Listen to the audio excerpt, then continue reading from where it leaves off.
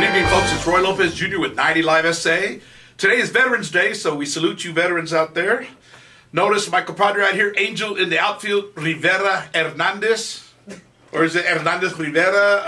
It's Hernandez Rivera. It's Angel Hernandez Rivera. I fail to understand how everyone messes that up. Well, it's because you're not wearing a hat and it's throwing us off. It's the hats. I didn't even know that you had hair. Yeah, I left my hat in the car, so.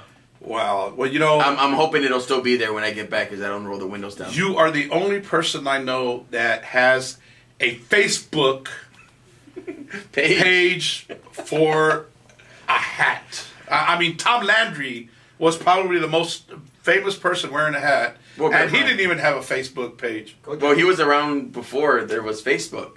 No, there was Facebook then, but there was only Facebook. The Chinese had it. So, wow! I didn't know Mark Zuckerberg was Chinese, but you learn something new every day. Yes, you do. And today you're going to learn about the fantastic weekend that that Texas, any sports fan in Texas had a great weekend this weekend. Oh, come on, look! I even got my mug to prove it. What does it say right here? Don't mess with Texas. And we're going to start it on a local level because. Okay. Most of you know, I went to Harlandale High School. My producer went to that other school, McCollum High School. And Friday night they had the Frontier Bowl. And, you know, they were even up at 23 victories apiece. Yeah, it's been back and forth that entire series. No team's ever dominated for like 10 years or something. Well, they're pretty evenly matched. Yeah. But this year, the winner is Harlandale, baby. The game was exciting. They went into double overtime. And Harlandale, well, actually, before the game was over in regulation, McCollum had a chance to win. They missed a field goal. Went into overtime. Each of them scored. They went into double overtime. Harlandale scored, and McCollum wasn't able to. They actually intercepted the ball in the end zone, and that sealed the victory for the. Very exciting game. Yeah. Oh, are you kidding? It was a lot of people. 43-36, something like that. On ESPN. It was no, it wasn't on ESPN. Unless ESPN has a new Southside San Antonio edition. Who has the Thursday night games? Is it Channel 5? Channel 5 has the Thursday night Lights. Yeah, I don't something like that. I don't get a chance to watch but like that could have been on that one. They just didn't. Well, they were you know. But yeah, very exciting game. It was exciting. It's exciting for us Southsiders. More exciting for me because I put my producer back in the place, so I get the bragging rights for the whole year. The Indians beat the Cowboys for one. There you go. The Indians run. And also locally, UTSA. UTSA, great team, 6-2. 6-2 in conference play. They're the what the WAC conference. The WAC conference, yes, sir. They're. I was surprised, to be honest with you. Of course, McNeese. I don't think I ever heard of McNeese. I don't even know how to spell it. I think there's a C in there somewhere. Somewhere? Yeah. M-A-C or M-C? K-E-Y-M-O-U-S-E. Isn't that how... I don't know, but... I was always a Donald Duck fan, so... That's okay. I'm not sure. They did good. I was very proud of them. Apparently, they're local, so you got to give them support. You know what? They have come... Considering that this is only their second year with a football team, for them to have a winning record is just amazing. You know, they only have so many scholarships. You know, they still have a lot of walk-on. Well, you know, they've got a better record than your favorite team, but we'll get to that in a little bit. Now, my producer, even though he went to McCollum, he did go on to graduate from Texas A&M, and let me tell you just something. One step above McCollum, by the way. That's like going from McCollum to Clark High School. I mean, well, you gotta earn it a little. You know what? I can only talk so much smack though, because they did beat the #1 team in the country. They put the BAM in Alabama.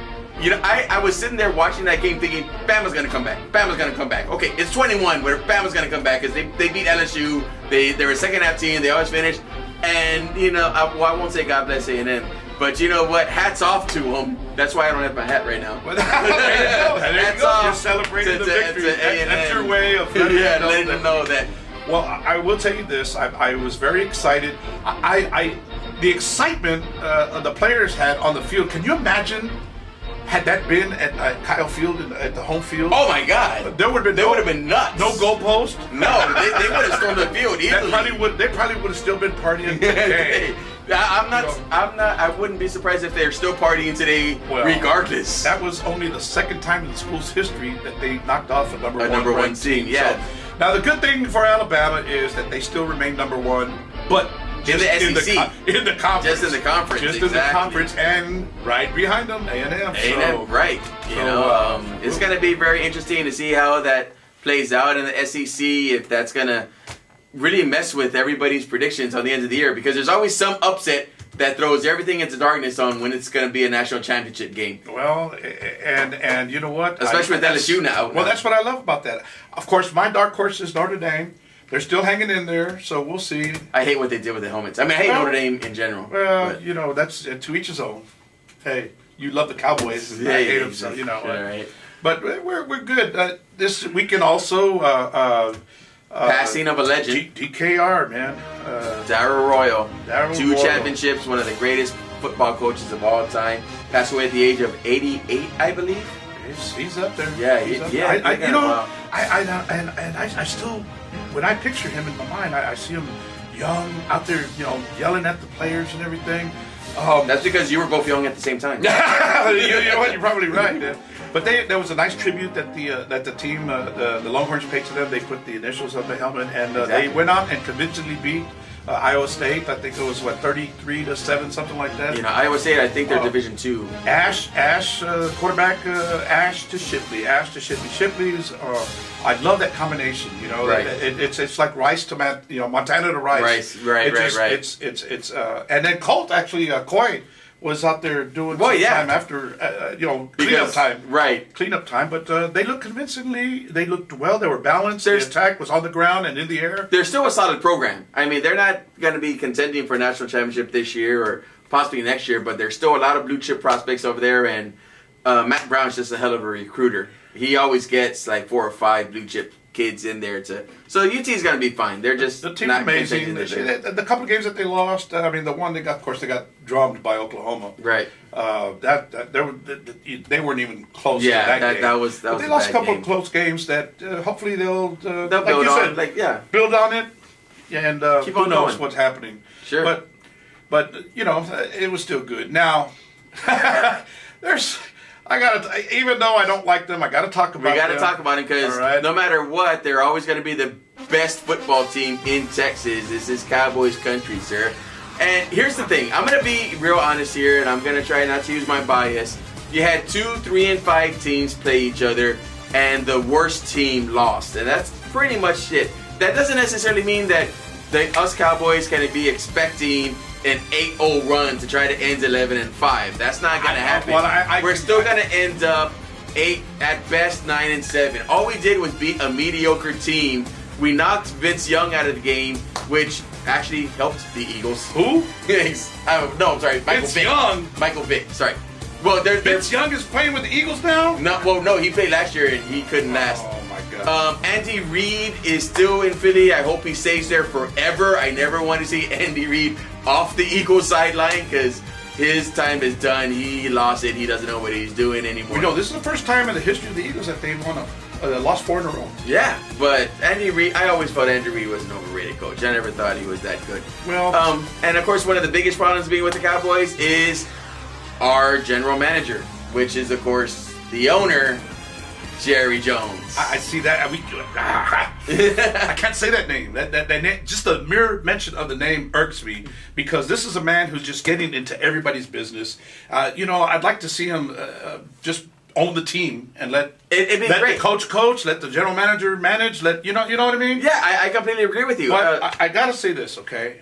In all fairness and honesty, again, I did love the Cowboys. I will admit this, but back in the Staubach era, when the quarterback was usually the best player on the team, right, and usually the highest paid member of the team, now you got all these prima donnas and you got everything.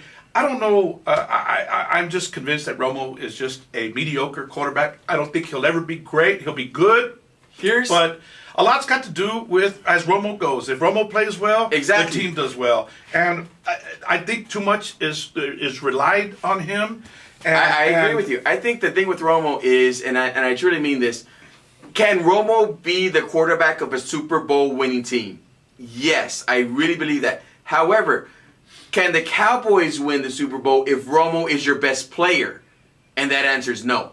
If Romo is your best player and that line's not protecting him and those receivers aren't catching the ball, then he's going to make mental mistakes and you're not going to win a lot of football games.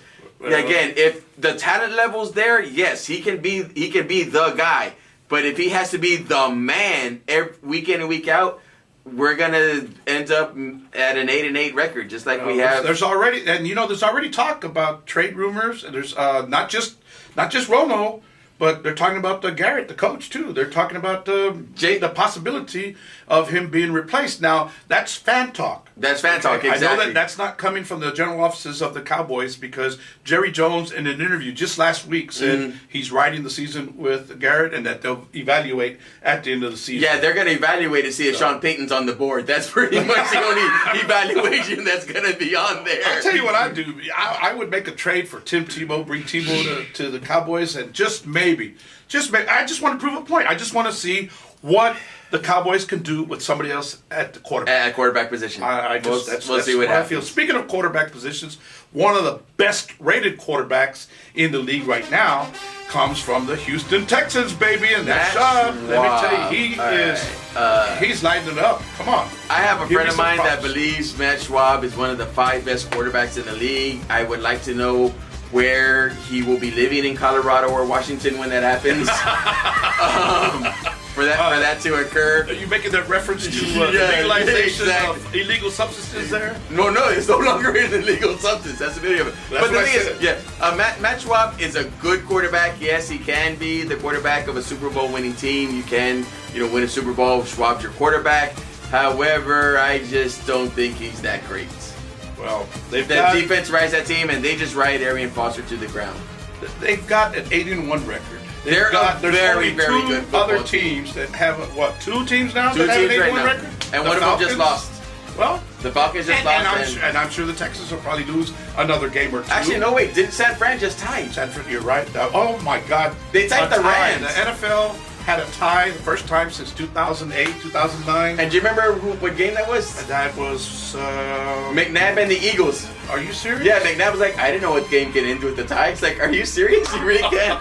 You really don't know. Well, ironically, all the 49er fans were posting double overtime. Yeah, excuse me, that was the McCollum Harlandale game. Exactly. But the Texans are a good team. Again, they're going to be there at the end, if not. Like I said, they're at least getting to the second round. I'm sticking with the second round. I don't know if they'll get past it, but they're at least going to the second round.